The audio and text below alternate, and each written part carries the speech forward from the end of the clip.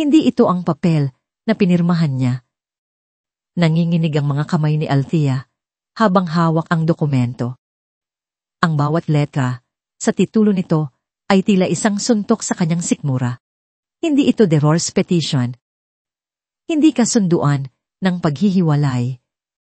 Nakasulat dito sa malalaki at matatapang na titik, Deed of Absolute Sale. Nanlamig ang buong katawan niya at naramdaman niya ang unti-unting pagkawala ng kulay sa kanyang mukha. Sa ilalim ng titulo, nakalagay ang pangalan niya bilang vendor at ang pangalan ng asawa niyang si Marcos Sandoval bilang Bendy. At ang nakasag na ibinbenta ay ang lahat ng ari ang minana niya mula sa kanyang mga magulang. Lahat. Ilang araw lang ang nakalipas, ang hangin sa kanilang mansyon sa Bigis ay kasing lamig ng mamahaling marmol sa sahig. Umupo sila ni Marcos sa kanilang mahabang hapagkainan para sa almusal, ngunit walang nagsasalita. Ang tanging maririnig ay ang mahinang tunog ng mga kubyertos na tumatama sa plato. Kahit ang bagong timplang kape mula sa pinakamahal na coffee beans ay tila panis sa kanyang panlasa. 10 taon. 10 taon ng pagsasama na nauwi sa ganitong katahimikan. Althea, basag ni Marcos sa katahimikan. Ang boses nito ay malumanay, puno ng isang peking pag-aalala na matagal na niyang nakabisado. Inilapag nito sa mesa ang isang folder. Isipan kong mabuti. Siguro ito na ang pinakamagandang gawin para sa ating dalawa. Pinuksan ni Althea ang folder. Sa loob, nakita niya ang mga salitang pamilyar na sa kanya sa mga pelikula at drama, divorce petition. Para sa kapayapaan natin, dagdag pa ni Marco. Inabot nito ang kanyang kamay at marahang ipinatong sa ibabaw ng kamay niya.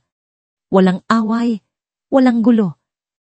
Isang malinis na hiwalayan. It's time we set each other free. You deserve a fresh start. We but do. Ang lamig ng kamay ni Marco ay kabaliktaran ng sinasabi niyang pag-aalala. Ngunit pagod na si Althea. Pagod na siyang maghanap ng init sa isang relasyong matagal nang naging yelo. Tumango siya, hindi na tumingin sa mga mata ng asawa. Naramdaman niya ang unting pag-init ng kanyang mga mata, isang pamilyar na kirot na sanay na siyang itago. Saan ako pipirma? Tanong niya, ang boses ay bahagyang garalgal. Itinuro ni Marco ang linya sa ibabaw ng pangalan niya. Kinuha ni Althea ang mamahaling pluma sa ibabaw ng mesa, isang regalong ibinigay niya kay Marco para sa kanilang ika-7 anibersaryo.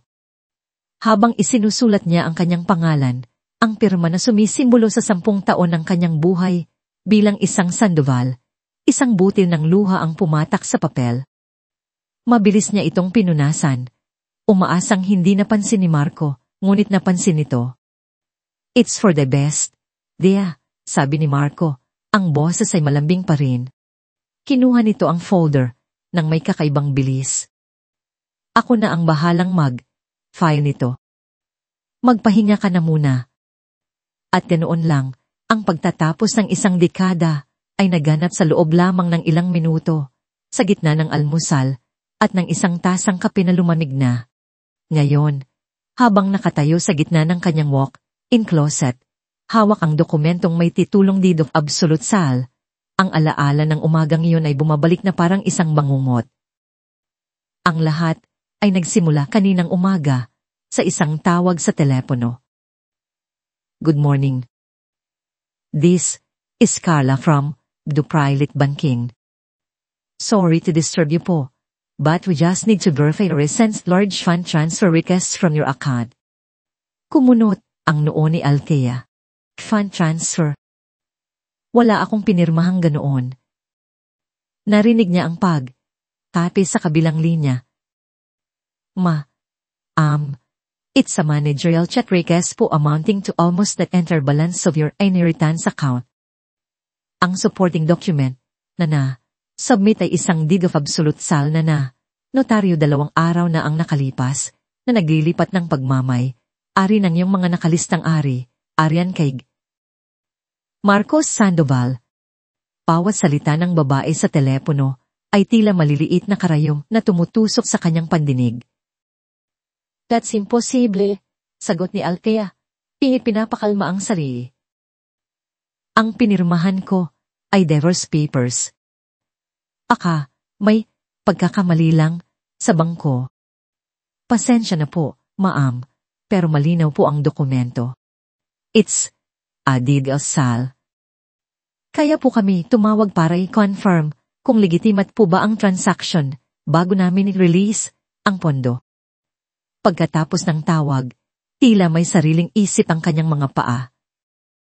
Mabilis siyang nagtungo sa kanilang home office, doon sa maliit na safe kung saan niya itinago ang kopya ng divorce petition na iniwan sa kanya ni Marco. Nanginginig pa ang kanyang mga daliri habang binubuksan ito. Naroon nga, malinaw na nakasulat, Petition for Dissolution of Marriage. Nakahinga siya ng maluwag sa 1 segundo. Ngunit ang mga salita ng taga, bangko ay umuulit, ulit sa kanyang isip, deed of absolute sale. Isang malamig na takot ang gumapang sa kanyang likuran.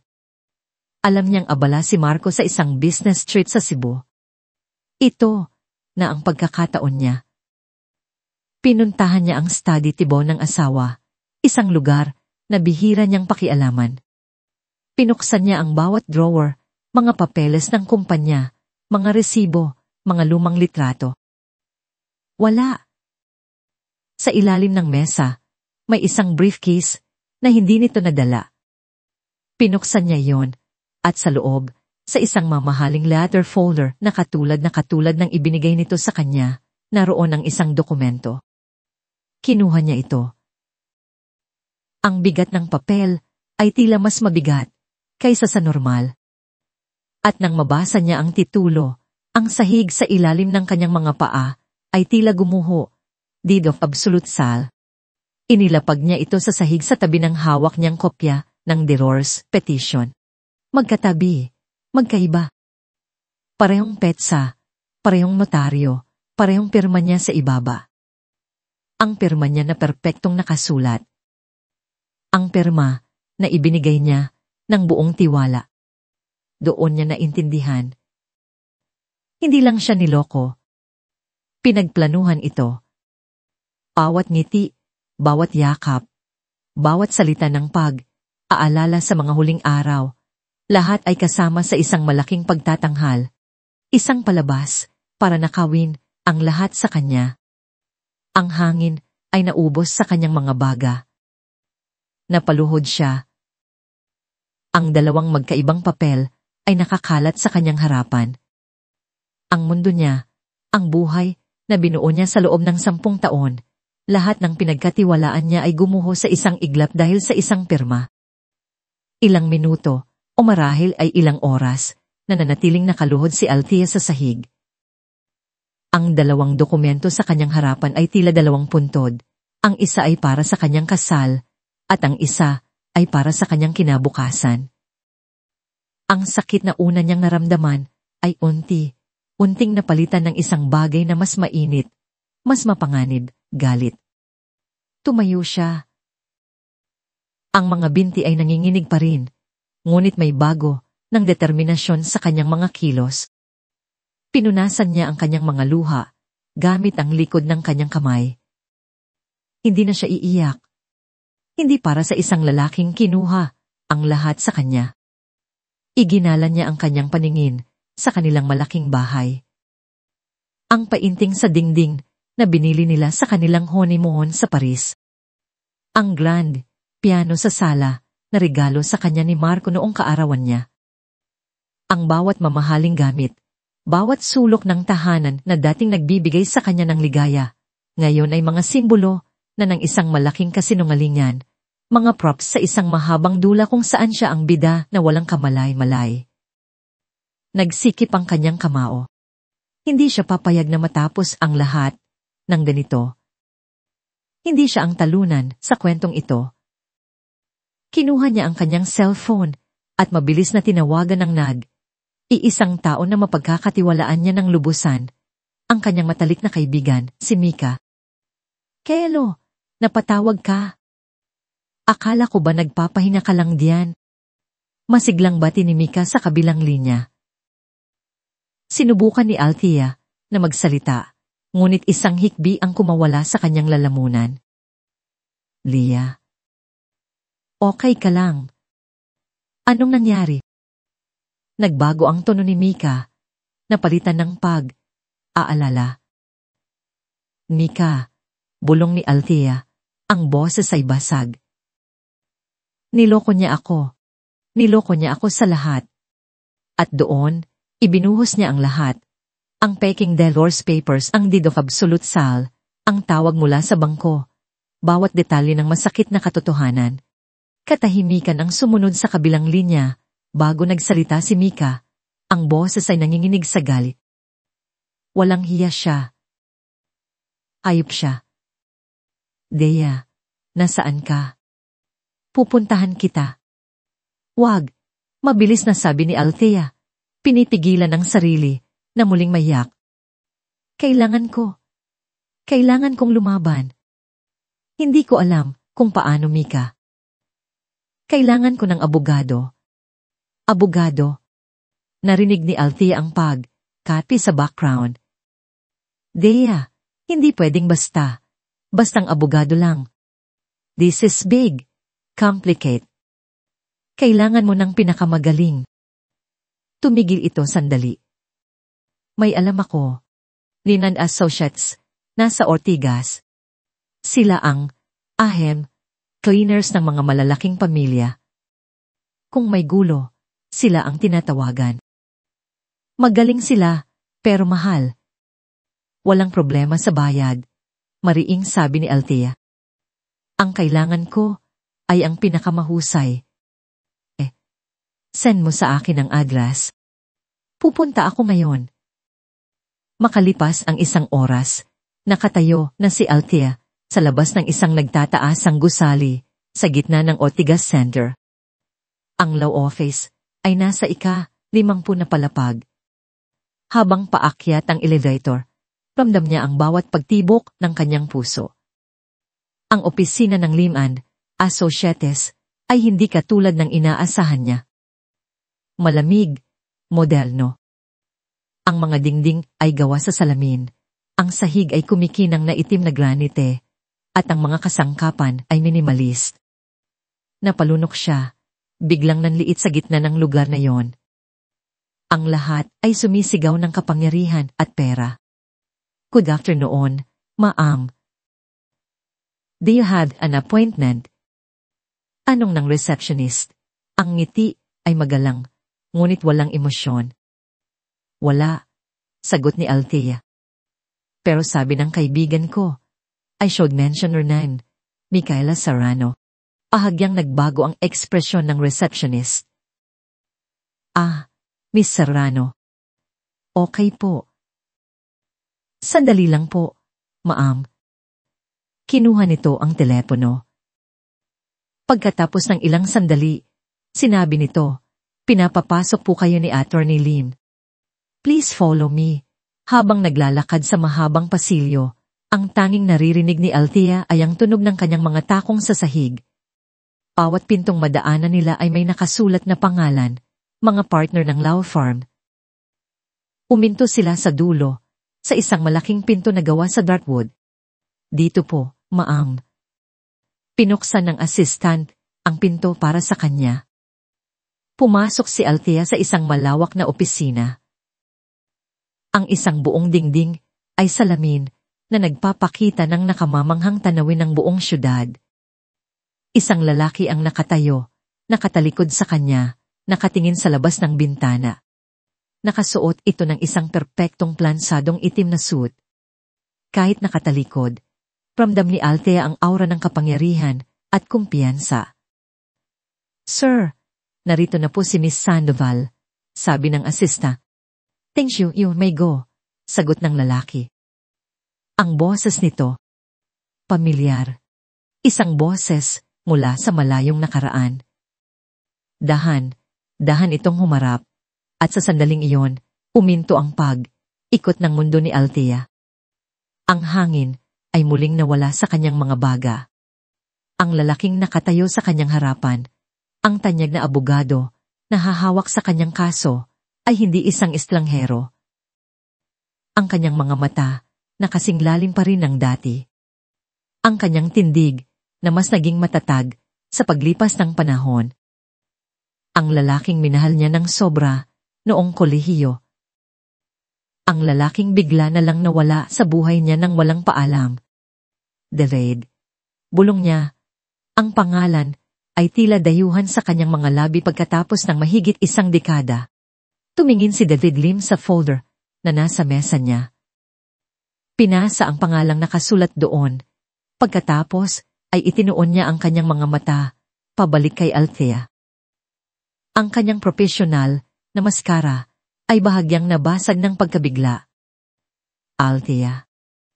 Para kay David Lim, ang oras ay isang kalaban na matagal na niyang natutunang kontrolin. Bawat segundo sa isang courtroom, bawat minuto sa isang negosasyon, lahat ay kinakalkula. Ngunit sa pagharap niya kay Althea Reyes, hindi Althea Sandoval, tila bumagal ang lahat. Ang bawat tibok ng kanyang puso ay isang alingawngaw mula sa nakaraang 10 taon. Ang babaeng nasa harapan niya ngayon ay iba na. May bakas ng pagod at sakit sa kanyang mga mata, isang bagay na hindi niya kailanman nakita noon. Ngunit naroon pa rin ang Althea na minahal niya, ang tindig, ang paraan ng pagtingin, ang bahagyang angat ng kanyang kilay kapag naguguluhan. Mabilis niyang iwinaksi ang mga alaala. Hindi ito ang oras para doon. Isa siyang abogado at siya ang kliyente. Please have a seat, sabi ni David. Ang boses ay mas formal at malamig kaysa sa gusto niya. Iginaya niya ito sa upuan sa harap ng kanyang malaking mahogany desk at pumupo siya sa kabila. Lumilika ng isang profesional na distansya sa pagitan nila. Nanginginig pa rin ang mga kamay ni Althea nang ilapag nito ang isang folder sa mesa. Sorry, sabi nito. Hindi ko alam na ikaw pala. It's truly Lim now, sagot ni David, isang banayad na paalala para sa kanilang dalawa. So, Mrs. Sandoval, what seems to be the problem? Ang paggamit niya ng apelidong Sandoval ay tila isang sangpal kay Althea. Uminga ito ng malalim, at nang magsimula itong magkwento, narinig ni David ang determinasyon sa kabila ng panginginig ng boses nito. Isinalaysay nito ang lahat, ang lumalamig na pagsasama, ang almusal, ang 2 dokumento, ang tawag mula sa bangko. Habang nakikinig si David, ang isip niya bilang abogado ay gumagana na fraud, forgery, falsification of public documents. Isang malinaw na kaso, ngunit magiging madugo. Ngunit habang binabanggit ni Althea ang pangalan ni Marco Sandoval, ibang bahagi ng kanyang pagkatao ang nagising, ang bahaging matagal na niyang ibinaon sa limot. Naalala ni David lang isang gabi sa University Fair. Masaya silang naglalakad ni Althea, magkahawak, kamay, nang biglang sumulpot si Marco. Isa itong sikat na business student, palaging napapaligiran ng mga tao. Ngumiti ito nang malapad sa kanila. Kayo na pala. Anong ni Marco? Ang tingin ay nasa magkahawak nilang mga kamay. Pagay kayo. May kakaiba sa ngiti ni Marco, isang bagay na hindi umabot sa kanyang mga mata. Isang kislap ng inggit na mabilis din nitong itinago. He was so convincing. Pagpapatuloy ni Althea, ang boses nito ay nagpabalik kay David sa kasalukuyan. Sinabi niya na para ito sa kapayapaan naming dalawa, isang malinis na hiwalayan. Inamit niya ang tiwala ko laban sa akin. Tumango si David. Ang kanyang mga daliri ay magkasalikot sa ibabaw ng mesa. Ang taong desperado para sa yaman ay kayang gawin ng lahat. At si Marco, palagi siyang may ambisyon. Tumingin si Althea sa kanya, nagtataka. Kilala mo siya. Dito na ang sangandaan. Pwede niyang sabihin na oo. Kaklas lang. Pwede niyang panatilihing profesional ang lahat. Ngunit nang makita niya ang sakit sa mga mata ni Althea, Ang parehong sakit na naramdaman niya 10 taon na ang nakalipas. Alam niya ang dapat gawin. Althea, sabi niya, sa unang pagkakataon ay ginamit ang pangalan nito ng walang formalidad. Ang paghihiwalay natin noon, hindi iyon aksidente. Kumunot ang noo ni Althea. Anong ibig mong sabihin? Bigla ka na lang nawala. Sinabi nila na may dinaya ka raw sa exams at napaalis ka sa universidad. Isang mapait na ngiti ang gumuhit sa labi ni David. Iyan ang pinalabas nilang kwento. Ang totoo, may nag-frame sa akin. May naglagay ng kodigo sa bag ko. Walang naniwala sa akin noon. Ang ebidensya ay malakas. Kinailangan kong umalis para hindi na lumaki ang iskandalo. Nawala sa akin ang scholarship ko. Nawala sa akin ang lahat. Pero sino? Anong ni Althea? Kahit nasa kanyang mga mata, nakikita na ni David ang unting pagsibol ng isang masakit na pagkaunawa.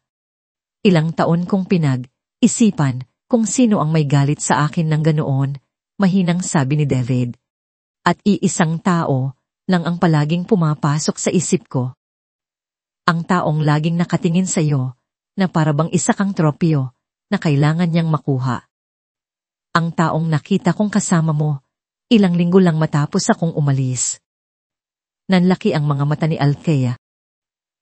Si Marco. Tumango si David.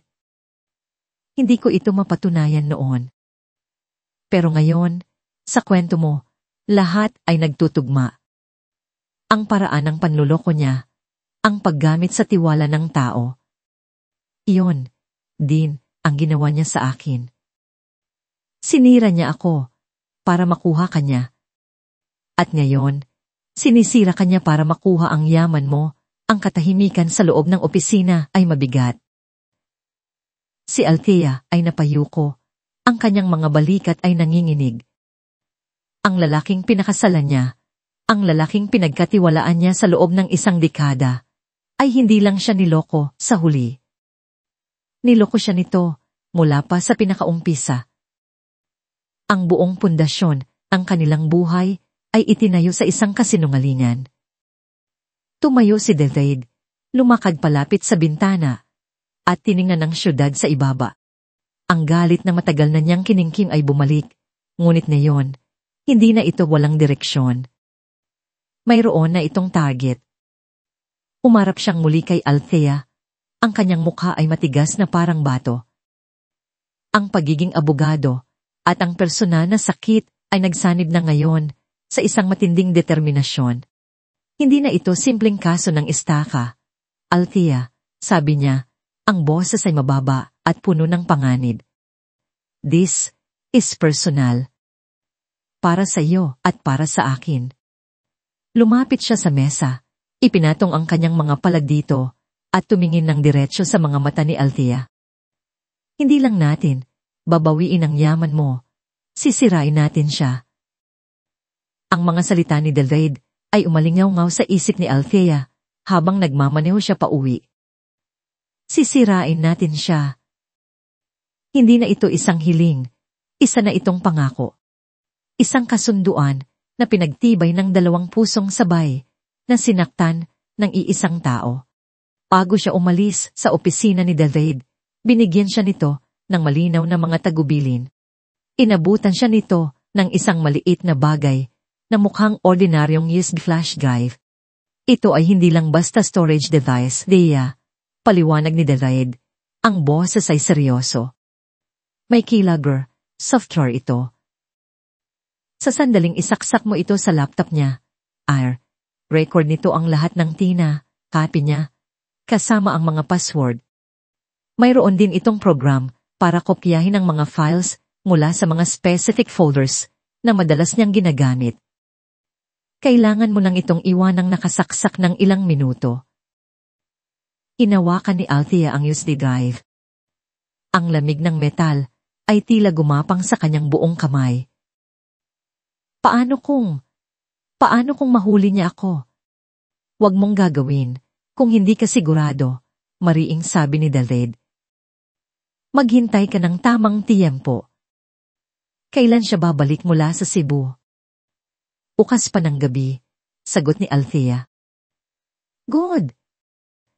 That gaze you tonight. Althea, makinig ka. Ang pinakamahalaga ay ang kaligtasan mo. Kung sa tingin mo ay delikado, huwag mong ituloy. Maghahanap tayo ng ibang paraan. Ngunit habang tinitingnan ni Althea ang determinasyon sa mga mata ni David, alam niyang kailangan niyang gawin ito. Ito ang unang hakbang. Kinagabihan, ang hapunan ay mas tahimik at mas malamig pa kaysa dati. Umalik si Marco mula sa Cebu ng mas maaga kaysa sa inaasahan, na halos ikahimatay ni Althea sa gulat. Ngunit mabilis niyang itinago ang pagkataranta sa likod ng isang malungkot na maskara. Kamusta ang biyahe mo? Tanong ni Althea habang tinutusok. Tusok lang ang kanyang pagkain. Pagod, sagot ni Marco habang nagbubuhos ng alak sa kanyang baso. Tiningnan siya nito, isang tingin na dati puno ng pagmamahal, pero ngayon ay puno na ng mapagkunwaring awa. Ikaw, kumain ka ba ng maayos habang wala ako? You look pale. Iniisip ko lang ang lahat. Mahinang sagot ni Althea, iniiwasan ang kanyang tingin. Hindi madali, Marco. I know, sabi nito, inabot ang kamay niya sa ibabaw ng mesa. Napapiksi si Althea sa isip niya sa pagdikit ng balat nito, ngunit pinilit niyang huwag itong bawiin. Pero malalampasan din natin to. Magiging maayos din ang lahat. Para sa'yo, sigaw ng isip ni Althea, ngunit sa labas, tumango lang siya at pilit nang ngumiti. Bawat segundo na kasama niya ito ay isang pagsubok. Kailangan niyang magpanggap na siya pa rin ang mahinang Althea, ang babaeng madaling lokohin. Habang sa loob niya, isang apoy ng galit ang naglalagablab. Inintay niyang tumahimik ang buong bahay. Hinintay niyang marinig ang mahinang hilik ni Marco mula sa kanilang master's bedroom. Natutulog na siya ngayon sa guest room. Andang-ala, una ng madaling araw, nang ang tanging maririnig na lang ay ang tibok ng kanyang sariling puso. Dahan siyang bumangon, hawak ang USB drive na parang isang sandata. Naglakad siya nang walang ingay papunta sa home office ni Marco. Bawat hakbang ay maingat. Kanustos ng sahi ay nagpapaindik ng kanyang mga balahibo. Pinihit niya ang doorknob. Umukas ito nang walang anumang tunog. Pinagpasalamat niya sa isip ang regular na pag-aayos ng kanilang bahay. Isinara niya ang pinto sa likuran niya ng dahan, halos hindi humihinga. Ang opisina ay madilim, maliban sa maliit na ilaw mula sa power button ng laptop ni Marco na nasa ibabaw ng kanyang mesa. Nasa sleep mode ito. Para kay Althea, ang maliit na ilaw na yon ay parang isang beacon sa gitna ng isang mapanganib na karagatan. Lumapit siya sa mesa. Bawat anino sa silid ay tila isang halimaw na naghihintay na dumakma sa kanya. Inilagay niya ang kanyang kamay sa ibabaw ng trackpad ng laptop. Sa isang magaan na tapik, umilaw ang screen at ang puso niya ay halos tumigil sa pagtibok. Hindi ito naka-lock. Hindi man lang ito humingi ng password. Ganoon kalaki ang tiwala ni Marco na hindi niya papakialaman ng mga gamit nito. Isang hanga na pagkakamali sa panig nito. Isang biyaya para sa kanya.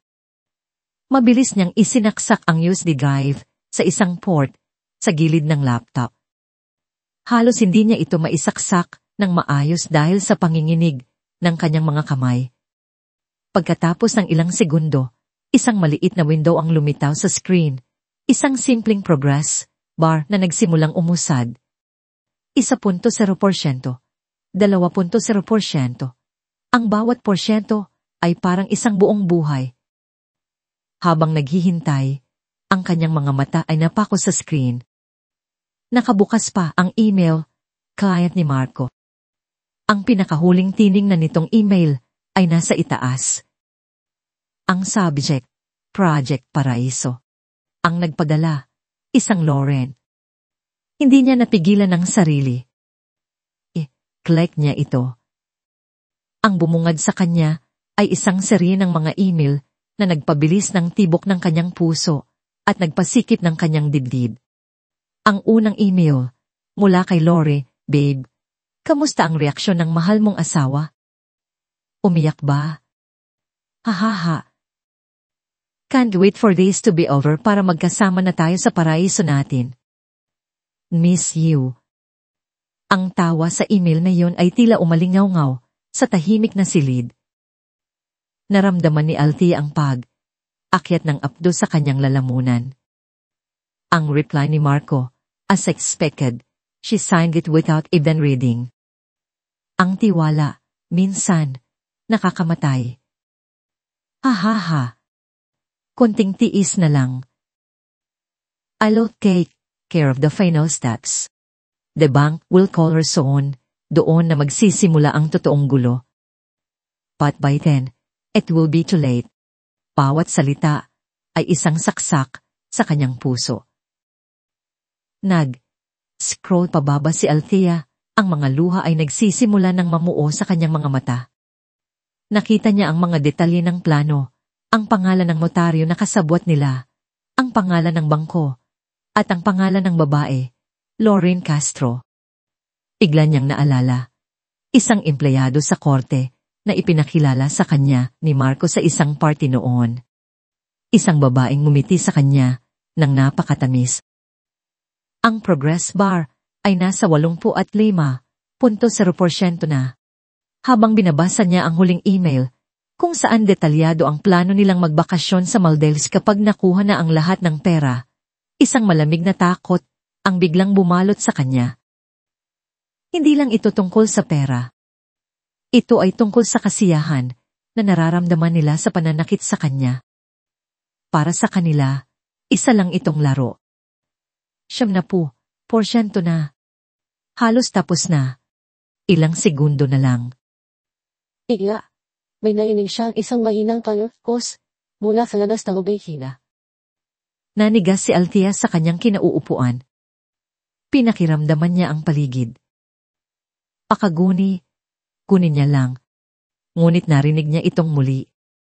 Isang uga ng sahig. Pangayapak. Dahan, papalapit. Si Marco. Ising ito.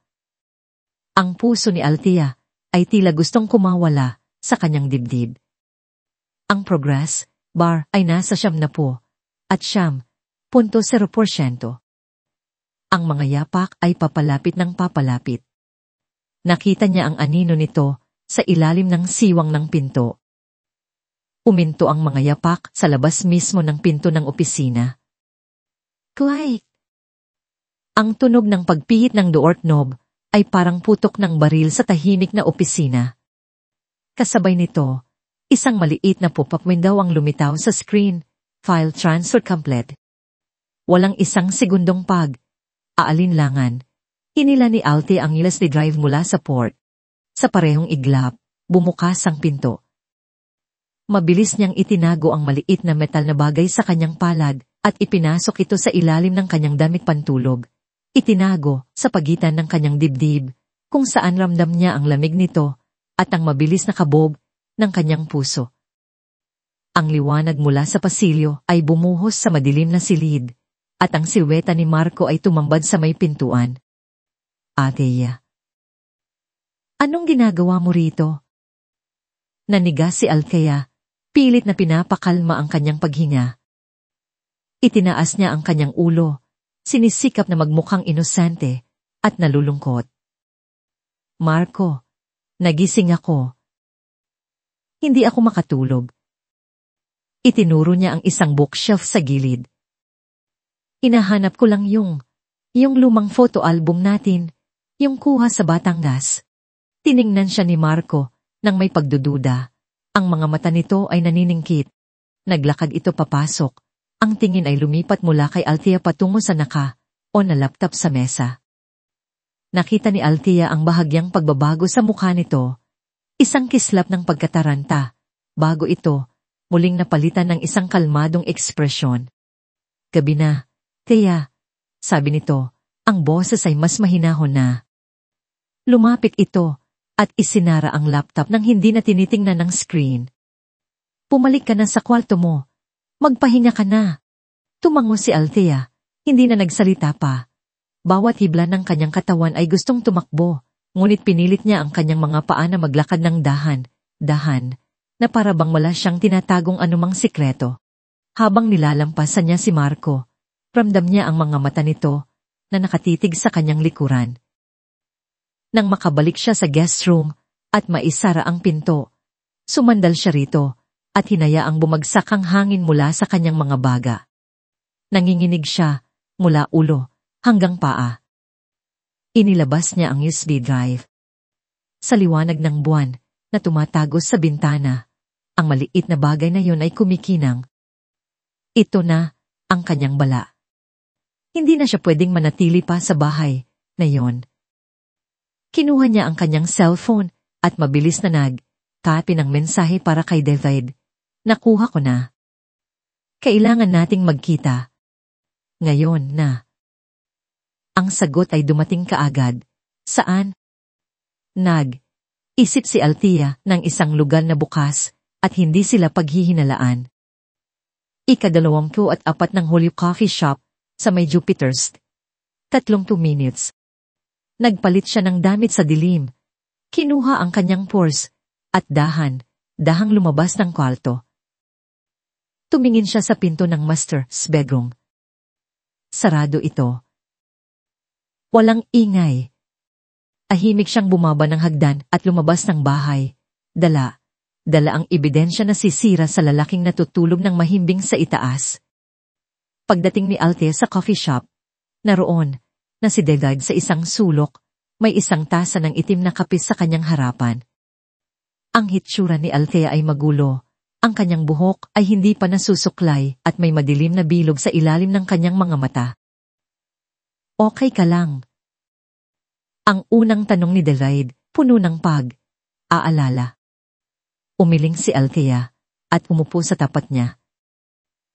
Walang salitang inilabas niya ang USB drive mula sa kanyang bag at nanginginig na iniabot ito kay David.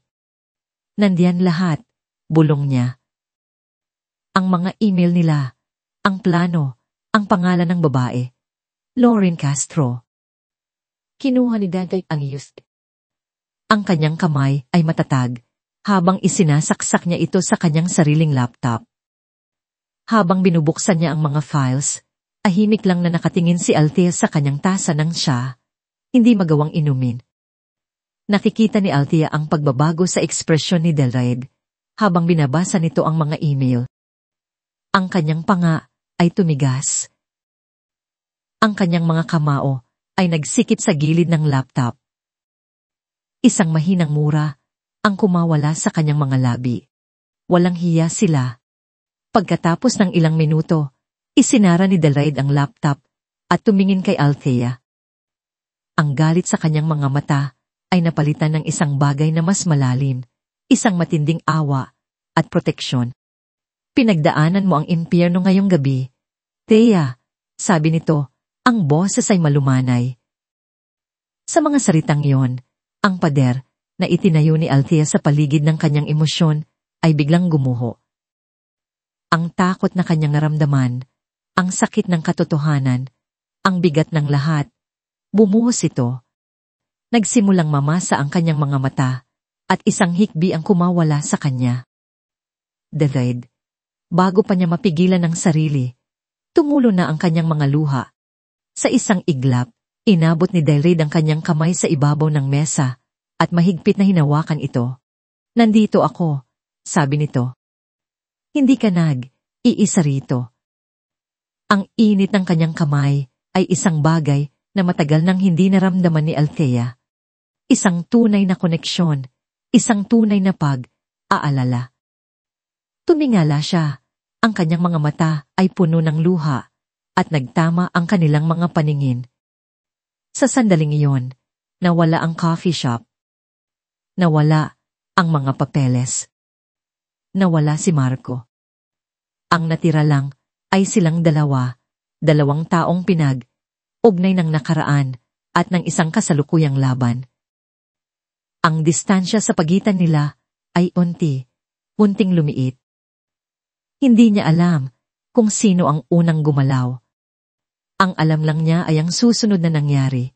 Ang kanyang mga labi ay sumayad sa mga labi ni David. Ito ay isang halik na hindi pinlano, isang halik na ipinanganak mula sa pasasalamat, sa kaginhawaan, at sa isang damdaming matagal nang nakatago. Ito ay panandalian, malambot, at puno ng mga hindi masabing salita. Pareho silang biglang umurong, kapwa nagulat sa kanilang ginawa. Ang hangin sa pagitan nila ay biglang napuno ng isang kakaibang tensyon. Ang relasyon nila bilang abogado at kliyente ay nabahiran na ngayon ng isang bagay na mas personal, mas komplikado. Tinitigan siya ni David. Ang kanyang mga mata ay nagpapakita ng pagkalito. Althea, sabi niya, ang boses ay bahagyang paos. This is complicated. Kinabukasan, naramdaman ni Marco Sandoval na mayroong mali. Nagsimula ito sa isang tawag mula sa kanyang personal banter. Sir Marco, good morning. Tumatawag lang po ako para inform kayo na mayroong precautionary hold na inilagay sa Sandoval Reyes Suite accounts ninyo. Napatigil si Marco sa inom ng kanyang kape. Anong precautionary hold? Sino ang utos niyan? Request po from a third party, sir. Isang law firm.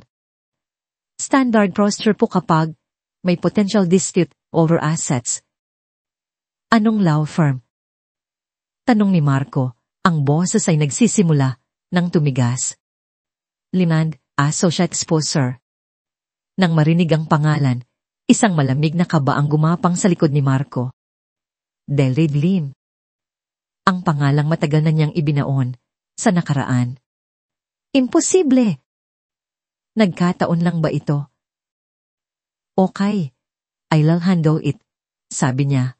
Pilit pinapanatili ang kalmadong tono bago ibagsak ang tawag. Ang aalala niya ay lumala nang mapansin niya ang kilos ni Althea. Ang asawa niya ay hindi na ang babaeng nagmumukmok sa isang sulok. May bago sa kanyang mga mata, isang tahimik na determinasyon, isang apoy na hindi niya pa nakikita dati. Ang kahinaan ay napalitan ng isang mapanganib na katahimikan. Alam niyang kailangan niyang makausap si Lorraine. Ano? Paanong nalaman niya? Halos pasigaw na tanong ni Lorraine sa kabilang linya ng cellphone, habang si Marco ay nakakulong sa loob ng kanyang kotse sa parking lot ng kanyang opisina. Hindi ko alam, sagot ni Marco. Ang kanyang mga daliri ay mahigpit na nakahawak sa manibela. Pero sigurado ako, may alam na siya. At kumuha siya ng abogado. At hindi lang basta abogado, Lorraine. Si David Lin. Narinig ni Marco ang matalas na paghinga ni Lorraine. Si Lin. Yung ex niya noong college. Oh. At alam nating dalawa na hindi yan magandang balita. Kailangan nating kumilos ng mabilis. Anong gagawin natin, Marco? Tanong ni Lorraine. Ang boses ay nanginginig na sa takot. Kapag nalaman nila ang ginawa natin sa mga dokumento, tapos tayo. Uminahon ka, mariing sabi ni Marco. Pinikit niya ang kanyang mga mata at nag-isip. Sa mundo ng negosyo, natutunan niyang ang pinakamahusay na depensa ay isang malakas na opensa. Kailangan nilang unahan si Althea. Kailangan nilang sirain ito, bago pa man ito makapagsalita. Makinig ka sa akin, sabi ni Marco, ang kanyang boses ay naging malamig at kalkulado. Kung gusto niyang maglaro ng marumi, ipapakita natin sa kanya kung paano maglaro ang mga profesional. Hindi natin siya hahayaang maging biktima sa kwentong ito. Gagawin natin siyang kontrabida. Anong ibig mong sabihin?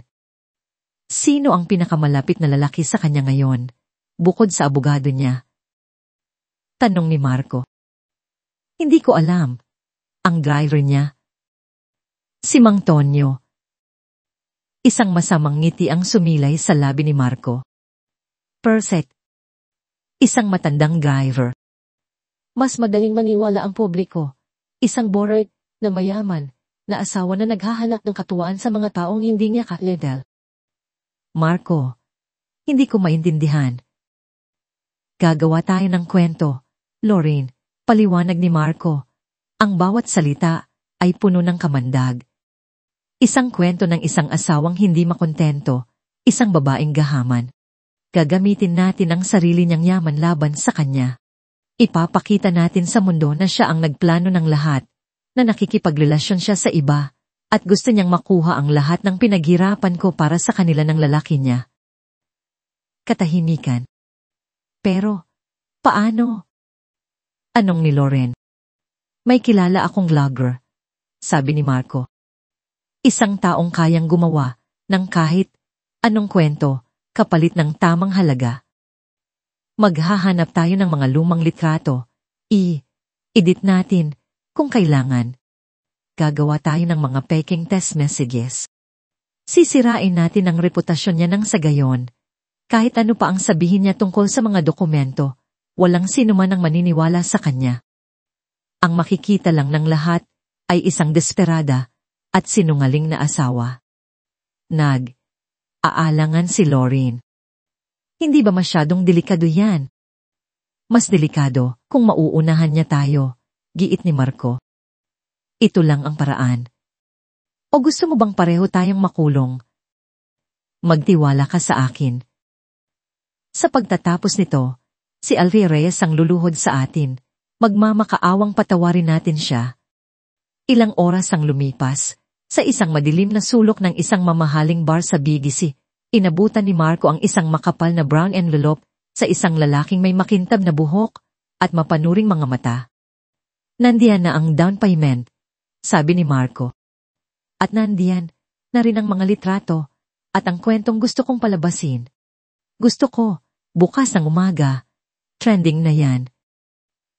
Kinuha ng vlogger ang envelope, binuksan ito, at tiningnan ang laman. Ngumiti ito. Consider it do, Mr. Sandoval. Habang pinapanood ni Marco ang vlogger na umalis, uminom siya mula sa kanyang baso ng whiskey. Naramdaman niya ang pagbalik ng kanyang kumpiyansa. Si Althea ay matalino pero emosyonal, madaling sirain. At kapag nasira na siya sa mata ng publiko, tapos na ang laban. Umupo siya pabalik, isang ngiti ng tagumpay ang unting nabubuo sa kanyang mukha, habang iniisip niya ang magiging reaksyon ni Althea kinaumagahan. Gumising si Althea sa tunog ng walang tigil na vibrate ng kanyang cellphone sa bedside table, mga text messages, mga missed calls, mga notifikasyon mula sa social media. Nagtataka. Kinuha niya ang cellphone. Ang unang bumungad sa kanya ay isang mensahe mula kay Mika, Dia, huwag kang magbubukas ng internet. Awagan mo ako. Ngayon na. Ngunit huli na ang lahat. Ang kanyang daliri ay napindot na ang isang notifikasyon mula sa isang sikat na news app, at ang bumungad sa kanya ay isang headline na sumira sa kanyang mundo, sa pangalawang pagkakataon. Nakatitig sa kanya ang isang malaking litrato niya, kuha sa isang charity event noong nakaraang taon. Sa tabi nito, may isang mas maliit na litrato ng kanilang matandang driver, si Mang Tonyo, na nagbubukas ng pinto ng kotse para sa kanya. Ngunit ang anggulo ng kuha ay ginawang tila may ibang kahulugan ito. At ang headline sa ibabaw, mayaman na ginang, nakipagrelasyon sa driver. Marco Sandoval, biktima ng planadong pagkakanulo para makuha ang ariya ng bawat salita sa headline ay parang bubog na tumutusok sa mga mata ni Althea. Ang kanyang hininga ay naging mababaw. Scroll siya pababa at ang kanyang sikmura ay bumaliktad sa mga nakita niya. Naroon ang mga litratong edited, isang kuha niya na tumatawa, Habang kausap si Mang Tonyo, pinalabas na tila isang malanding pagngiti. Isang kuha, kung saan inaabutan niya ito ng bayad. Pinalabas na tila isang lihim na abot ng sobre. At ang pinakamasakit sa lahat, mga peking text messages, mga mensaheng puno ng kalaswaan, at mga planong hindi niya kailanman inisip. Ipinangalan sa kanya, at sa kanilang driver. At ang mga komento. Libong komento. Grag, di makontento sa gwapo, at yaman ni Sir Marco. Kaya pala hihiwalayan, may kapalit na palang matanda. Kadiri. Justice for Marco Sandoval Gogdegger na cheater pa sang woman, how no shim. Kawawa naman si Kuya Driver. Ginamit lang. Ang cellphone ay nahulog mula sa kanyang nanginginig na kamay at bumagsak sa sahig. Ang mundo niya ay umikot. Ang kasinungalingan ay napakabilis kumalat, parang isang mabangis na apoy. Siya ang sentro ng apoy na yon, at nararamdaman niya ang unting pagkasunog ng kanyang pagkatao. Ilang minuto siyang nakatulala, nakatingin sa kawalan. Pagkatapos, ang kanyang katawan ay nagsimulang manginig ng hindi mapigilan. Napahawak siya sa kanyang dibdib, nahihirapang huminga. Ito pala ang plano ni Marco. Hindi lang siya ninakawan, kundi hinubaran din siya ng dignidad sa harap ng buong mundo. Ang kanyang cellphone ay muling nag-ring, isang tawag mula sa isang tiya niya. Sinagot niya ito, umaasang makakarinig ng simpatiya. Althea, ano itong nababalitaan ko sa internet? Totoo ba? Anong kahihiyan ang dinala mo sa pamilya natin?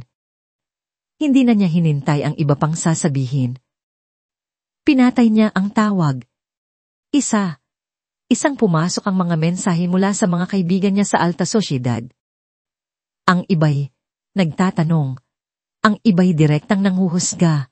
Ang iba'y nagpapadala ng link ng balita na para bang hindi pa niya nababasa. Bawat mensahe ay isang patunay na iisa na siya. Ang mundong dati niyang ginagalawan ay mabilis na tumatalikod sa kanya. Ikinulong ni Althea ang kanyang sarili sa apartment na pansamantala niyang tinutuluyan, isang lugar na inayos ni David para sa kanyang kaligtasan. Hindi siya kumain, hindi siya uminom. Nakaupo lang siya sa sahig sa isang sulok, yakap ang kanyang mga tuhod habang ang mga salita mula sa internet ay ulit na tumatakbo sa kanyang isip. Kahihiyan, kadiri, sinungaling. Naniwala na siya sa kanila. Aka ito ang parusa niya sa pagiging masyadong mapagtiwala, sa pagiging bulag. Ang boses ni Marco ay tila bumubulong sa kanyang tainga. Kita mo? Walang maniniwala sa'yo. Gusto na niyang sumuko. Gusto na niyang tawagan si Marco at sabihing, panalo ka na. Sa akin na ang kahihiyan. Sa'yo na ang pera. Itigil mo lang ito. Kinagabihan, may malakas na katok sa kanyang pinto. Hindi niya ito pinansin. Althea, alam kong nandiyan ka. Buksan mo ang pinto. Ang boses ni David. Nagpatuloy ang pagkatok, mas malakas, mas mapilit. Althea, please, wag mong gawin to sa sarili mo. Bubuksan mo to o sisirain ko to. Sa wakas, sa huling lakas na natitira sa kanya, tumayo siya at pinihit ang seradura. Pumukas ang pinto at bumungad sa kanya si David. Ang mukha nito ay puno ng pag-aalala. Nang makita siya nito, ang kanyang magulong buhok, ang kanyang maputlang mukha, ang kawalan ng buhay sa kanyang mga mata, ang pag-aalala sa mukha ni David ay napalitan ng galit. Ngunit ang galit na yon ay hindi para sa kanya. Para yon kay Marco. Sinabi ko na sa'yo, huwag kang magbabasa ng mga yan, mahinang sabi ni David. Paano ko? Hindi babasahin. Sagot ni Althea, ang boses ay tuyo at walang emosyon. Buong mundo, yan ang pinag-uusapan. Ako, ang kabit, ang sinungaling, ang manggagamit. Pumasok si David sa loob at isinara ang pinto. Hinawakan niya si Althea sa magkabilang balikat, pilit na pinapatingin sa kanya. Hindi yan totoo. At alam mo yan. Pero yan ang pinaniniwalaan nila, sigaw ni Althea, ang unang emosyon na lumabas sa kanya sa buong araw. Ano pa ang laban ko, David? Sira na ako. Wala nang natira. Nanalo na siya. Hindi pa, mariing sabi ni David. Hinigpitan niya ang hawak sa mga balikat nito. Dia, makinig ka sa akin. Ito mismo ang gusto niyang mangyari. Gusto niyang sumuko ka. Gusto niyang isipin mo, natalo ka na. Gusto niyang masira ka. Tumingin si David ng diretsyo sa kanyang mga mata. Ang intensidad sa tingin nito ay tila tumatagos sa kanyang kaluluwa. They want you to breathe. Are you going to give them what they want? Or are you going to show them who Althea Reyes really is? Ang mga salitang yun ay tumama kay Althea. Who Althea Reyes is? Sino nga ba siya? Ang babaeng umiiyak sa isang sulok o ang babaeng naglakas, loob na pumasok sa opisina ng kanyang asawa sa gitna ng gabi para kunin ang katotohanan. Dahan-dahan, ang apoy na akala niya'y namatay na ay muling nagsimulang alab sa loob niya. Ang mga luha niya ay natuyo. Ang panginginig ng kanyang katawan ay huminto. Ang pagkalito sa kanyang mga mata ay napalitan ng isang bagay na matigas, isang bagay na malamig. Tumingin siya, pabalik kay David. Hindi, bulong niya. Ang boses ay halos hindi marinig, ngunit puno ng isang bagong kapangyarihan. Hindi ko ibibigay sa kanya ang gusto niya. Kinaumagahan, ibang Althea ang humarap kay David sa opisina nito. Wala na ang babaeng may magulong buhok at takot sa mga mata.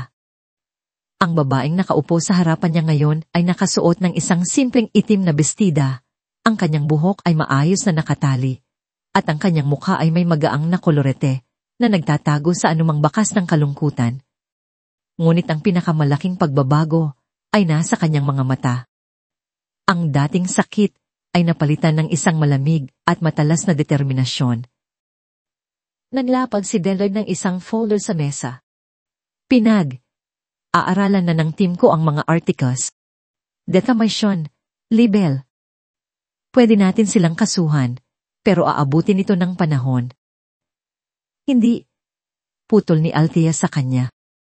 Ang boses niya ay kalmado, ngunit matatag. Hindi na tayo dadaan sa ganyang proseso, David. Masyadong mabagal. Habang naghihintay tayo sa korte, patuloy niya akong sisirain. Tumingin siya kay David. Ang kanyang mga mata ay parang apoy na nagyelo. Gusto kong marinig ng lahat ang katotohanan.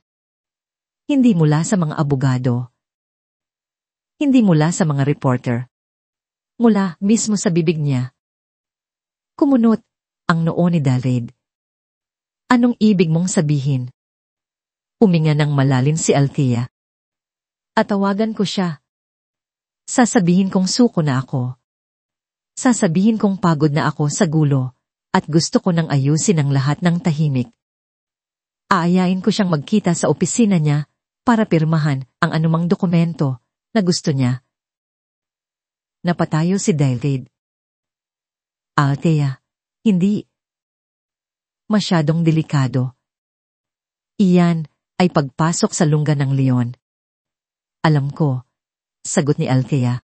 Pero hindi niya alam na ang lungga na yon ay magiging isang bitag.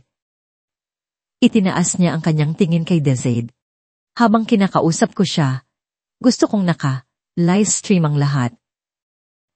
Natahimik si David. Tinitigan niya si Althea. Sinusubukan kung nagbibiro lang ito. Pero wala siyang nakitang kahit anong bahid ng pagbibiro sa mukha nito. Seryoso ito. Isang live stream, ulit ni David, hindi makapaniwala. Dea, ang daming pwedeng maging mali diyan. Paano kung may metal detector sa opisina niya? Paano kung hanapan kanila ng gamit? Paano kung hindi siya umamin? Kaya kailangan natin ng perpektong plano, giit ni Althea. Ang kamera dapat nakatago sa isang bagay na hindi ka pansin. Isang buttons sa damit ko, isang hikaw. Ikaw ang bahala diyan.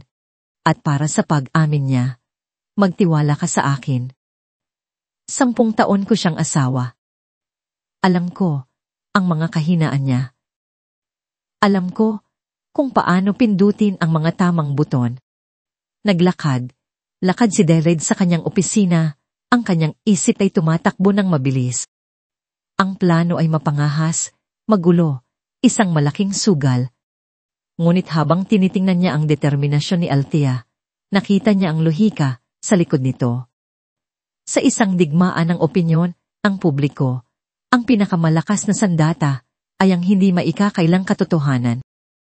Ang ego ni Marco ang pinakamalaki niyang kahinaan, pagpapatuloy ni Althea, na parabang nababasa niya ang isip ni David. Kapag nakita niya akong sumusuko sa harapan niya, magiging kampante siya, magiging mayabang. At kapag mayabang ang isang tao, nagiging pabaya siya sa kanyang mga sinasabi. Uminto si David sa paglalakad at sumandal sa kanyang mesa, nakatingin kay Althea. At si Lauren. Paano kung wala siya roon? Sisiguraduhin kong nandoon siya, sabi ni Althea. Sasabihin ko kay Marco na gusto kong personal na sorry sa babaeng ipinalit niya sa akin. It will stroke both of their egos. Hindi nila papalampasin ang pagkakataong makita akong ganap na talunan. Isang dahang paghanga ang nabuo sa loob ni David para sa babaeng nasa harapan niya. Ito na ang Althea niyang minahal noon, matalino, matapang, at hindi sumusuko sa laban. Ang sakit na pinagdaanan nito ay hindi siya sinira, bagkus. Inulma siya nito para maging isang sandatang mas matalas pa kaysa sa anumang batas. Tumango si David. Okay, sabi niya. Gagawin natin ang plano mo. Ang sumunod na oras sa ginugol nila sa pagdedetalye ng bawat hakbang, kung paano itatago ang kamera, kung anong platform ang gagamitin para sa livestream, isang pribadong link na ipapakalat lang sa mga tamang tao at media outlets silang minuto bago magsimula ang lahat. Kung paano nila gagabayan ang usapan para makuha ang pag-amin. Sa huli, kinuha ni Althea ang kanyang cellphone. Ang kanyang mga kamay ay hindi na nanginginig. Tumingin siya kay David. Isang huling sulyap ng aalangan na sinuklian naman ni David ng isang matatag na tango ng suporta. Dial siya ng numero ni Marco. Pagkatapos ng 3 ring, sumagot ito. Ano? Malamig na tanong ni Marco. Uminga ng malalim si Althea at ipinataw sa kanyang boses ang isang tunog ng pagkatalo at pagod. Marco, ako to. Alam ko. Anong kailangan mo? Ama na, sabi ni Althea. Ang boses ay nanginginig ng sadya. Pagod na ako. Ayoko nang lumaban. Panalo ka na. Narinig niya ang isang sandaling katahimikan sa kabilang linya. Anong sinasabi mo? Gusto ko lang matapos na to, pagpapatuloy ni Althea, habang nakatingin sa mga mata ni David. Pupunta ako sa opisina mo bukas. Pipirmahan ko ang lahat. Ibibigay ko ang lahat. Basta itigil mo na ang mga paninira sa akin. Please. Isang mahabang katahimikan ang sumunod. Naririnig ni Althea ang halos hindi mahahalata, ngunit tiyak na tunog ng pagpipigil ng isang tawa ng tagumpay sa kabilang linya. Sa wakas, nagsalita si Marco. Ang boses ay puno ng huwad na pakikiramay na halos ikaduwal ni Althea. Iyan ang pinakamatalinong desisyon na ginawa mo, Thea. Sige. Bukas ng hapon, 2:00, sa opisina ko. Bago ibaba ni Althea ang tawag, idinagdag niya ang huling pain. Pwede bang nandoon din si Lauren? Bakit? Tanong ni Marco, may bahid ng pagdududa. Gusto ko lang makita kung para kanino mo sinira ang lahat. At para humingi na rin ng tawad sa kanya, sabi ni Althea, ang bawat salita ay lason sa kanyang bibig. Narinig niya ang isang mahinang tawa mula kay Marco, isang tawa na puno ng pagmamataas at tagumpay. O naman, sabi nito, she'll be here. Magsasama kami para hintayin ka. Salamat, Marco, sabi ni Althea bago pinatay ang tawag. Ibinaba niya ang cellphone sa mesa. Tumingin siya kay David. Ang unang bahagi ng plano ay tapos na. Nahulog ang isda sa pain. Ngayon, kailangan na lang nilang siguraduhin na ang pain na yon ay may nakakabit na matalas na kawil. Ang gabi, bago ang nakatakdang paghaharap, ay ang pinakamahaba sa buhay ni David. Nakaupo siya sa kanyang opisina, ngunit ang mga dokumento sa kanyang harapan ay hindi niya mabasa. Ulit na tumatakbo sa kanyang isip ang mukha ni Althea, ang determinasyon, ang tapang, at ang nakatagong takot na nakita niya sa mga mata nito. Ama ba ang ginawa niyang pagsang, ayon, sa mapanganib na planong ito? Bilang abogado niya, ang tungkulin niya ay protektahan siya. Ngunit ang planong ito ay naglalagay sa kanya sa gitna mismo ng panganib. Hindi niya napigilan ang sarili. Kinuha niya ang susi ng kanyang kotse at nagmaneho papunta sa kondominium kung saan pansamantalang nanunuluyan si Althea. Kailangan niyang makasiguro. Kailangan niyang makita ito kahit sa huling pagkakataon bago ang malaking laban. Kumatok siya sa pinto at pagkatapos ng ilang sandali, bumukas ito.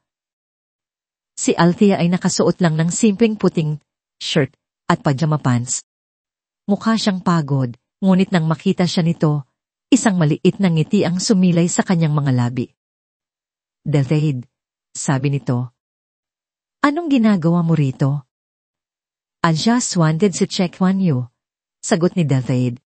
At para i-review ang plano, for the last time. Pinapasok siya ni Althea. Ang apartment ay maliit at simple, malayo sa mansyon na dati niyang tinitirhan. May 2 tasa ng kape sa maliit na mesa, tila hindi rin ito makatulog. Umupo sila sa tapat ng isa. Ang katahimikan sa pagitan nila ay hindi nakakailang. Ito ay isang katahimikan na puno ng mga hindi masabi, ng mga taon na nawala, at ng isang koneksyon na muling nabuhay sa gitna ng kaguluhan. Natatakot ka ba? Tanong ni David. Tumingin si Althea sa labas ng bintana, sa mga ilaw ng syudad. Oo, aminado niya. Pero mas nangingibabaw yung galit at yung kagustuhan kong matapos na to sa sarili kong mga termino. Ibinalik niya ang tingin kay David. Ikaw, natatakot ka ba para sa akin? Hindi nagsinungaling si David. Sobra, sabi niya. Ang boses ay halos pabulong. Dea, kapag pumasok ka sa opisina na yun bukas, isa ka lang. Nasa labas lang kami, monitor. Pero sa loob, ikaw lang. Si Marco. Hindi natin alam kung ano ang kaya niyang gawin kapag naramdaman niyang nakukulong na siya. Magtitiwala ako sa iyo, sabi ni Althea. Magtitiwala ako na hindi mo hahayaang may mangyaring masama sa akin. Ang tiwalang iyon sa kanyang mga mata ay mas mabigat dalhin kaysa sa anumang kaso na hinawakan ni David sa buong buhay niya. Nag-usap sila ng matagal, hindi lang tungkol sa plano kundi tungkol sa nakalipas na 10 taon, ang mga pangarap na hindi natupad, ang mga landas na tinahak nila. Sa bawat kwento, mas lalong lumilinaw kay David na ang damdamin niya para kay Althea ay hindi kailanman nawala. Nagtago lang ito, naghihintay. Alam mo, sabi ni Althea, tinitingnan ang kanyang tasa ng kape. Pagkatapos ng nangyari sa atin noon, ipinangako ko sa sarili ko na hindi na ulit ako magtitiwala ng buo. Pero dumating si Marco at napakagaling niyang magpanggap. Unti niyang sinira ang pader na itinayo ko. At nang makuha niya ang tiwala ko, sinira niya rin ako. Hindi kanya sinira, Tia, sabi ni David. Inabot ang kamay nito sa ibabaw ng mesa. Pinatatag kanya. Inawakan ni Althea ang kamay ni David. Ang init na dumaloy sa pagitan nila ay pamilyar at nakakapanatag. Salamat, David, sa lahat. Alam nilang pareho na may nabubuong damdamin sa pagitan nila, isang bagay na mas malalim pa sa relasyon ng abogado at kliyente. Ngunit pareho rin nilang alam na hindi pa ito ang tamang panahon.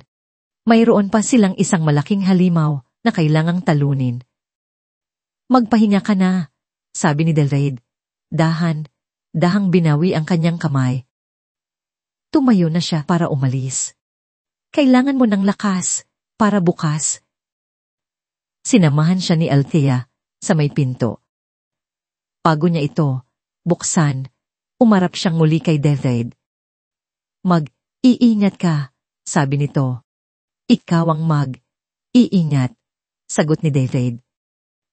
Nang akmang aalis na si David, ang kanyang cellphone ay biglang umilaw, isang mensahe. Pinuksan niya ito at ang kanyang dugo ay tila nagyelo. Isang litrato. Ang litrato ay kuha mula sa isang CCTV sa lobby ng kondominium. Malinaw na nakuha si David na papalabas ng elevator ilang minuto lang ang nakalipas. Ang mensahe ay mula sa isang hindi kilalang numero, ngunit alam na alam ni David kung kanino ito galing. Ang nakasulat, siguraduhin mong isa lang siyang pupunta bukas. Kung hindi, baka may mangyaring masama sa abogado niya. Napatingin siya kay Althea na nagtatakang nakatingin sa biglang pagbabago ng kanyang ekspresyon. Ang plano nila, na akala nila'y isang lihim, ay nasa bingit na ng pagkabigo. Nagmamasid si Marco, at ngayon, hawak nito ang buhay niya bilang isang alas laban kay Althea. Ang takot ay isang bagay na naging pamilyar na kay Althea sa mga nakalipas na araw. Ngunit ang takot na naramdaman niya nang ipakita sa kanya ni David ang mensahe ni Marco ay iba. Hindi na ito para sa kanyang sarili. Para na ito sa kaligtasan ni David. Kailangan nating itigil to, sabi ni Althea. Ang boses ay nanginginig. David, hindi ko kaya. Hindi ko kayang may mangyari sa'yo dahil sa akin. Hinawakan ni David ang kanyang mga kamay. Ang mga ito, nanlalamig. Tia, makinig ka. Ito mismo ang gusto niya. Ang takutin ka. Ang paatrasin ka.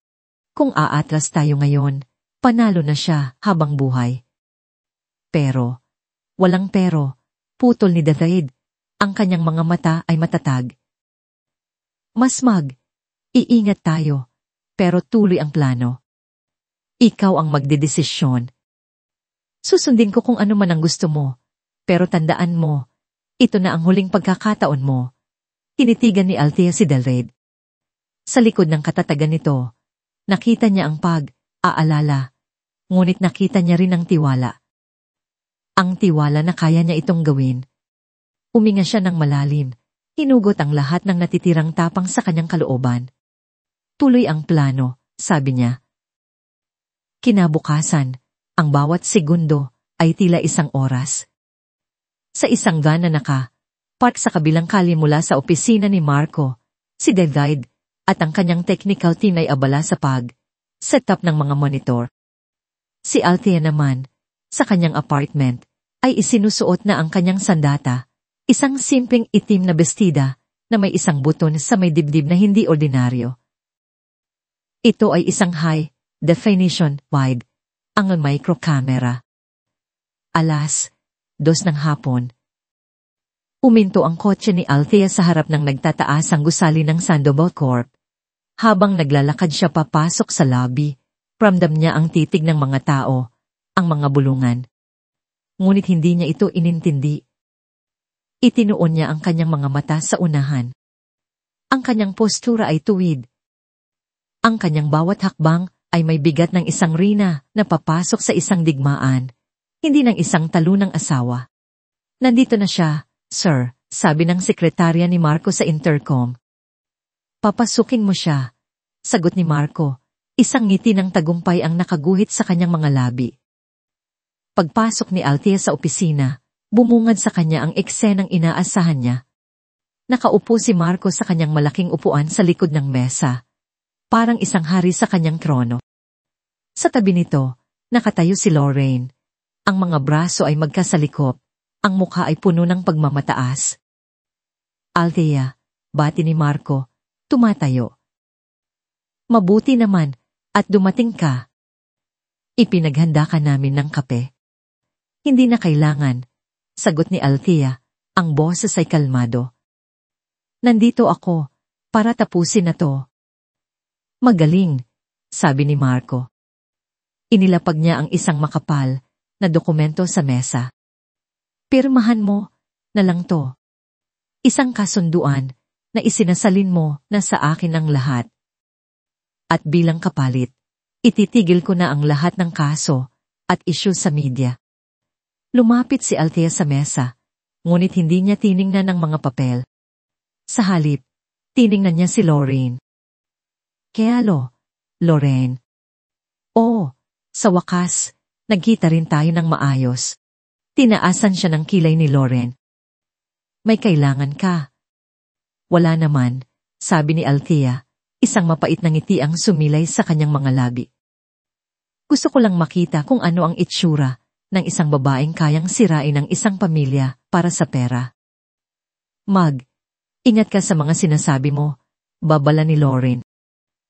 Bakit? Natatakot ka ba sa katotohanan? Tanong ni Althea, ang kanyang boses ay nagsisimula ng tumaas. Dito na ang simula.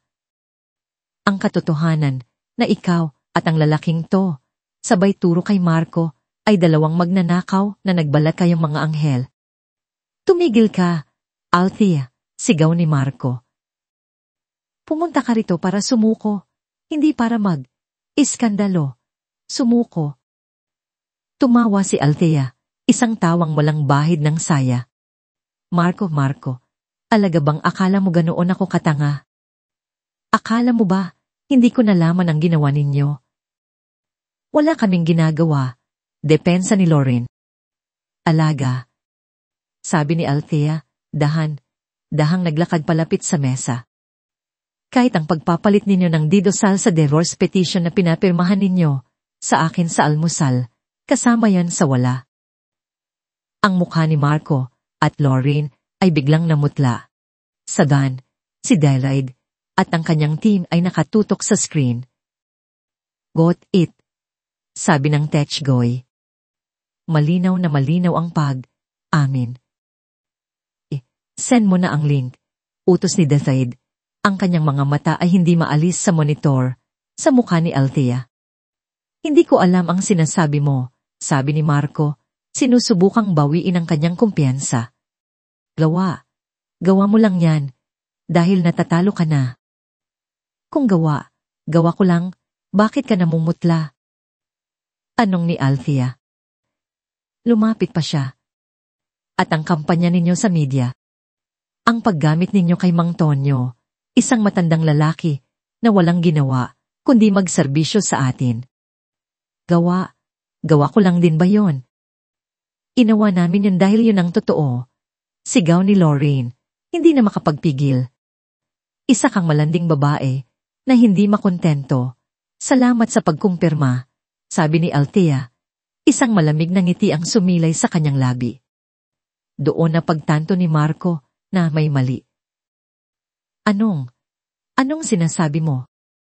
Ang ibig kong sabihin, sabi ni Althea, itinaas ang kanyang tingin at tumingin ng diretso sa butones sa kanyang dibdib, na parabang kinakausap niya ang libong taong nanonood na ngayon sa kanila. Salamat sa amin ninyo sa krimen na ginawa ninyo sa harap ng buong Pilipinas.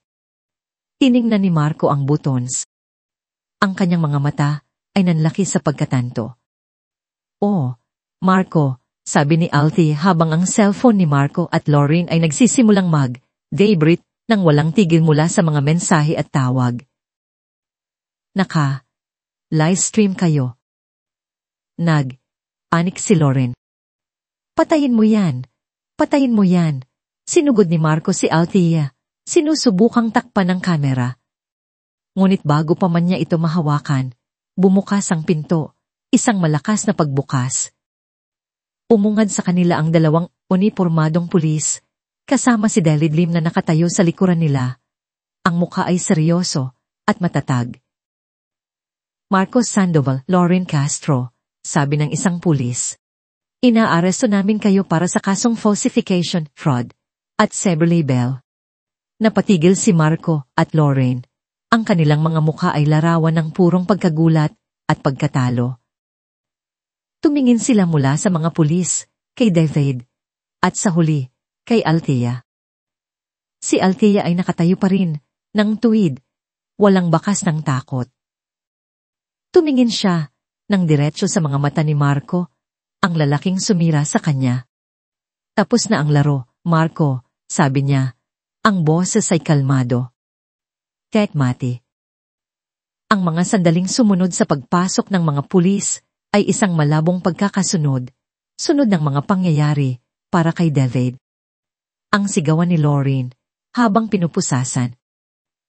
Ang di makapaniwalang tingin sa mukha ni Marco na tila sa isang iglap ay tumanda ng 10 taon. Ang pagdating ng mga security persona ng gusali na sinanda ng mga reporter na tila mga buwitwing nakaamoy ng dugo. Sa gitna ng lahat ng kaguluhan, iisa lang ang pinagtutuunan ng pansin ni David, si Althea. Nakatayo lang ito sa isang tabi, ahimik na pinapanood ang pagguho ng mundo ni Marco. Ngunit nang magtama ang kanilang mga mata sa gitna ng nagkakagulong mga tao, nakita ni David ang isang bagay na hindi pa niya nakikita dati, isang maliit na panginginig sa mga kamay nito. Ang adrenaline ng laban ay nawawala na, at ang bigat ng lahat ng nangyari ay nagsisimula ng bumagsak sa kanya. Mabilis na lumapit si David. Okay ka lang? Tanong niya. Sapat lang para marinig nito. Tumango lang si Althea, hindi makapagsalita. Ilabas na natin siya rito, sabi ni David sa isa sa kanyang mga junior associate. Gumawa sila ng isang harang sa paligid ni Althea. Inamit ni David ang kanyang sariling katawan bilang pananggalaban sa mga kamera at mikropono na itinatapat sa mukha nito. Sandoval, anong masasabi niyo? Totoo bang plinano lahat ito ng asawa niyo? Attorney Lim, personal ba ang kasong ito para sa inyo? Hindi sila sumagot. Nagpatuloy lang sila sa paglakad hanggang sa makarating sila sa elevator at, sa wakas, sa basement parking kung saan naghihintay ang kotse ni David. Nang makasakay sila at maisara ang mga pinto, isang nakabibinging katahimikan ang bumalot sa kanila. Anging ang paghinga lang nilang dalawa ang maririnig. Pagkatapos ng ilang sandali, isang mahinang tunog ang bumasag sa katahimikan. Isang hikbi. Napatingin si David kay Althea. Ang babaeng naging parang isang general sa gitna ng digmaan kanina ay nakayuko na ngayon.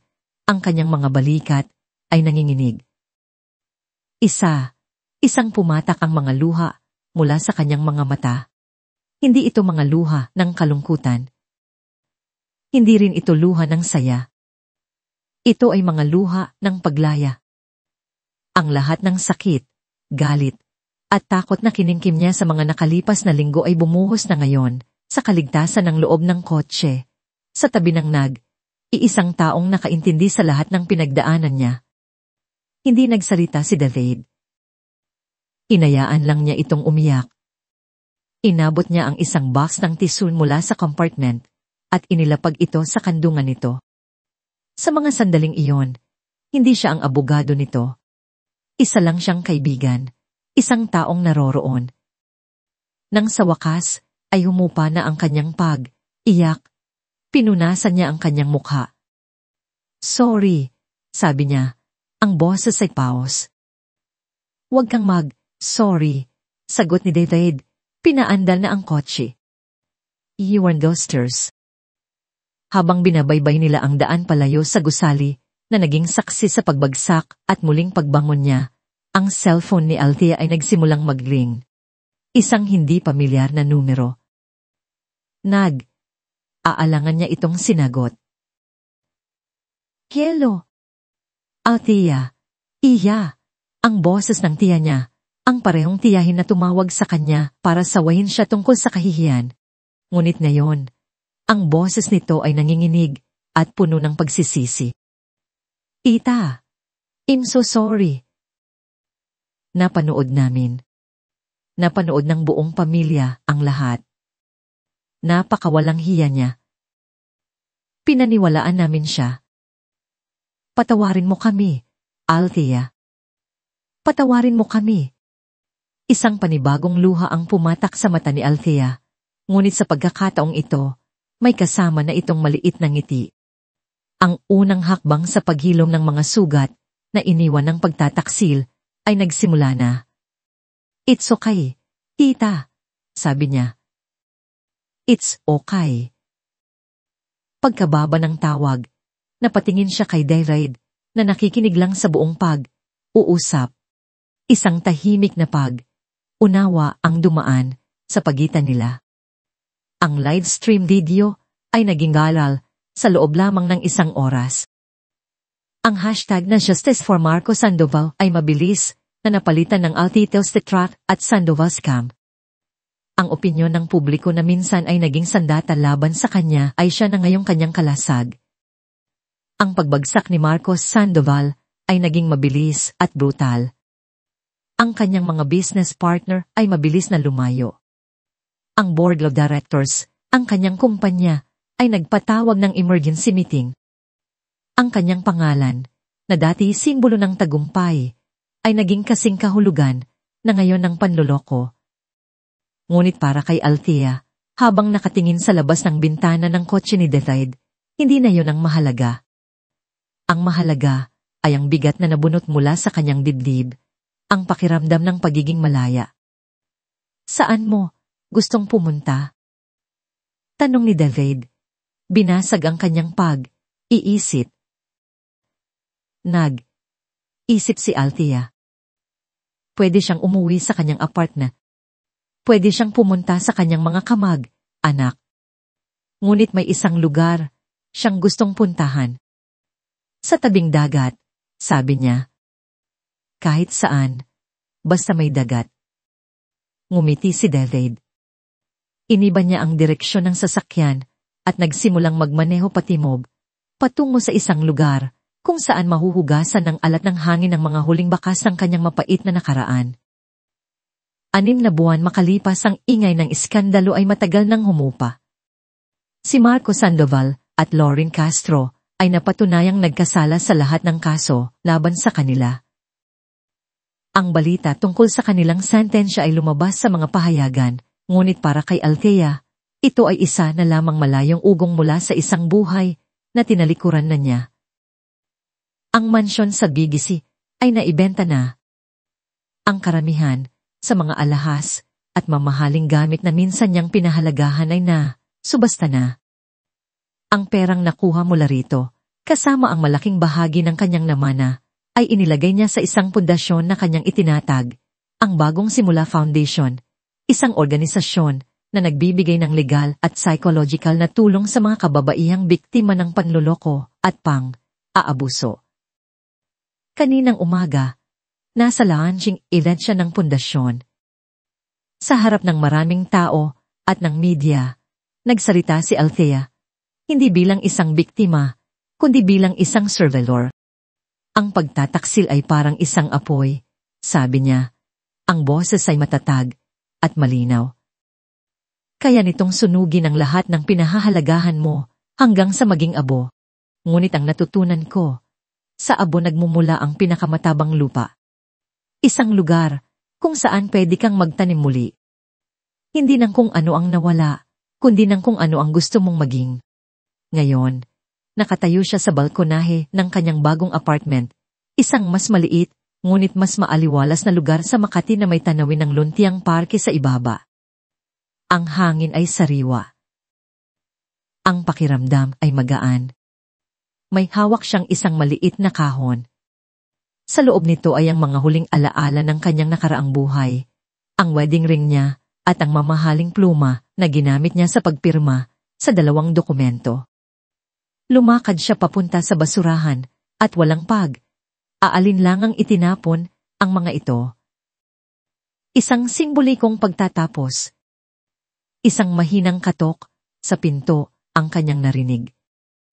Bukas yan, sabi niya.